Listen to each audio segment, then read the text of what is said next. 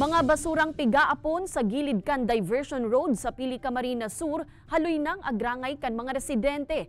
LGU nangapodan sa mga residente na isumbong sa otoridad ang mahihiling na nagaaponin basura sa lugar. Uyan report ni Chris Novello.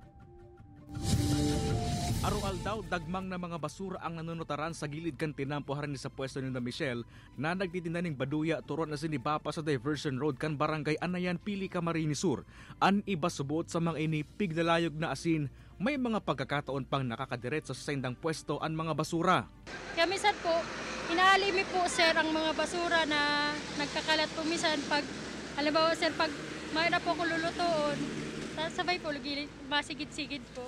An iba subot sa mga basura inaapon pa sa maduduot na porsyon kan tinampo, tanganing daitulos na marisa. Nakaabot na sa karaman kan lokal na gobyerno kan Pili ang nagrangay kan mga residente sa lugar. Pagtubod ni Mayor Tomas Bongalonta Jr., posibleng bakong residente kan Banwaan ang mga nag-aaponin basura sa lugar. Delikado man subot ang basang na pag-aponin basura sa naitamang lugar lalo na harani sa tinampo. Nakakalat kung minsan pag nahiling kang ayam, nahiling kang mga hayop na binubutong, nakalat ng basura kaya nabubukasan ng sako.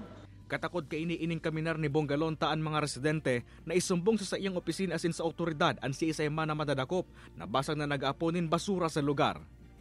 Kay banan si Jovel Obiso asin Carl Abunita, Chris Novello, Balitang Bicolandia.